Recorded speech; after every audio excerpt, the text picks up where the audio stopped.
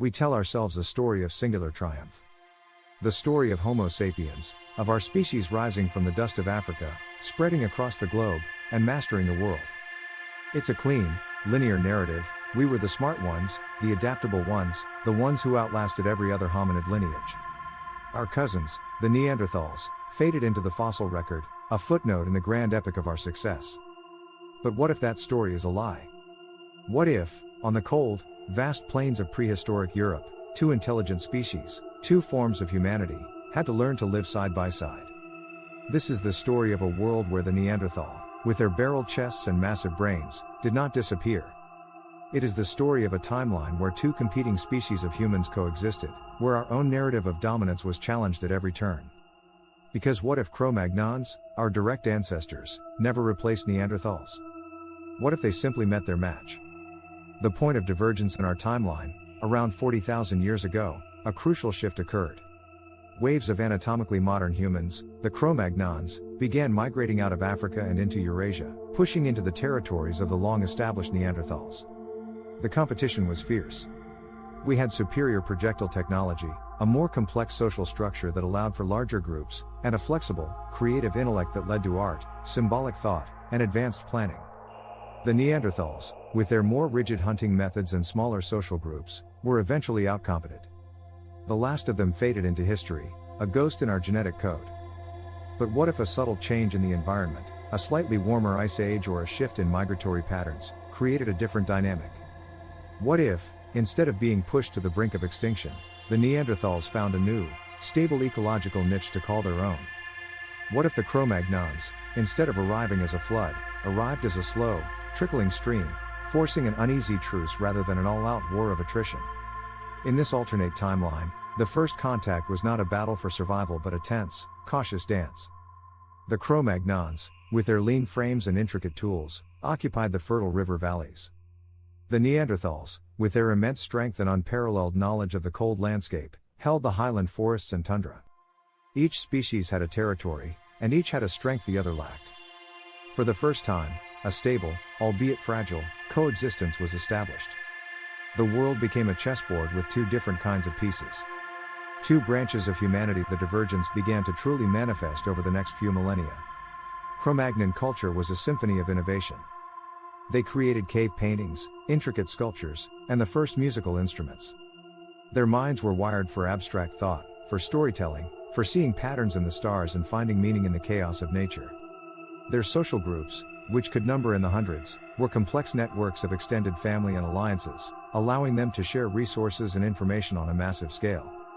They were the artists, the philosophers, the pioneers of a mind-based revolution. Neanderthal culture, in contrast, was a steady and practical genius. Their brains were, on average, larger than ours, but the structure was different. Less geared towards symbolic expression, more towards spatial reasoning and practical memory. They didn't produce cave paintings, but they were master craftsmen of the physical world. They had a deep, intuitive understanding of the land, of the movements of animals, and of the most efficient way to survive. Their tools, while less complex than the Cro-Magnons, were unbreakable and perfectly suited for the task. Their society was deeply familial, built around small, tight-knit clans of a dozen or two individuals. Loyalty was absolute, communication was more direct and less abstract. They were the engineers, the survivalists, the masters of the tangible world. As the millennia passed, this cultural divide deepened. The Cro-Magnons developed early forms of agriculture, their large populations making it a necessity. They built the first semi-permanent villages, their societies growing more stratified and complex. The Neanderthals, with their smaller groups, remained hunter-gatherers, but they honed their craft to a level of almost supernatural efficiency. They could track an animal for days, remember every root and every berry patch in 100 square miles, and construct shelters that were marvels of simple, durable engineering. The world they built. The interaction between the two species was not always peaceful, but it was often symbiotic. Cro-Magnons needed the durable stone tools and survival wisdom of the Neanderthals, who in turn learned about new resources and technologies from the sapiens. Trading posts sprung up at the borders of their territories, Cro-Magnons offering intricately decorated bone tools and woven baskets in exchange for the unbreakable stone axes and finely tanned hides of the Neanderthals. But the most profound consequence was biological. In our timeline, a small amount of Neanderthal DNA exists in most modern humans, a whisper of ancient interbreeding. In this timeline, that whisper became a roar. Interbreeding was far more common and successful. Over thousands of years, pockets of hybrid communities emerged, particularly in the borderlands. These new human lineages combined the cognitive strengths of both species. They had the abstract thought and large-scale social skills of the Cro-Magnon, married with the immense strength and practical intelligence of the Neanderthal. They were the ultimate survival machines, thinkers and builders, philosophers and warriors. This intermingling of genes and ideas led to a world far more diverse and complex than our own. Early civilizations in this timeline weren't a monolith. The first cities were not just built on agriculture and trade, but on the delicate balance of two different mentalities.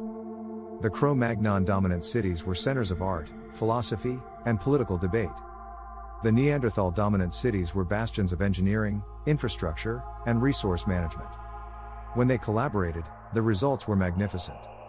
Imagine the first great city, not just with temples and markets, but with geothermal heating systems and perfectly engineered stone waterways, designed by Neanderthal logic and built by their strength, all powered by a vision born of Cro-Magnon art and ambition. The alternate modern age. Fast forward to the present day in this alternate timeline. The world is populated not by a single human species, but by a spectrum of humanity. The pure Cro-Magnon and Neanderthal lineages still exist, primarily in isolated regions, preserving their ancient ways. But the vast majority of the global population is a mosaic of different degrees of hybridization. This has a profound impact on society. The scientific community is not a monolith. There are Cro-Magnon scientists, brilliant in theoretical physics and abstract mathematics, who struggle with the practical application of their ideas. And there are Neanderthal scientists, masters of engineering, robotics, and applied chemistry, who find pure theory an exhausting and pointless exercise. Breakthroughs often come when these two types of thinkers collaborate, combining abstract principles with practical, tangible solutions. In politics, this reality is the central challenge. A Cro-Magnon descended politician might be a master orator, skilled in the art of persuasion and vision, while their Neanderthal descended counterpart might be a pragmatist focused on data, logistics, and resource allocation. Debates are not just about party lines, but about fundamental differences in how to solve problems. It's a world where you might have two distinct but equally valid paths to progress. The arts and humanities are a similar tapestry. Neanderthal art is not about representation or symbolism, but about utility and form. Their buildings are not just functional, they are aesthetically perfect in their elegant simplicity. Their music is not about melody, but about rhythm and resonance. Cro-Magnon art, in contrast, is about narrative and emotion, rich with metaphor and layered meaning. The most celebrated works in this world are those that fuse the two, a painting that is both a beautiful story and a testament to perfect geometric balance, a song that is both an emotional journey and a masterwork of percussive rhythm. This alternate humanity is a world of constant tension and creative friction. It is a world without our singular narrative of a solitary species triumph. It is a world with a deeper understanding of what it means to be human, because the very word human encompasses more than one truth. This timeline is not a utopia. There are still conflicts, still prejudice, but the divisions are not just based on skin color or culture. They are based on a fundamental difference in how people think, a biological reality that forces a deeper kind of empathy. To understand a Neanderthal, a Cro-Magnon must try to think in a different way, to see the world not as a story to be told, but as a problem to be solved. And in doing so, they realize they are not so different after all. The world you know is only one version of the story. And we're here to ask, what if the world is different?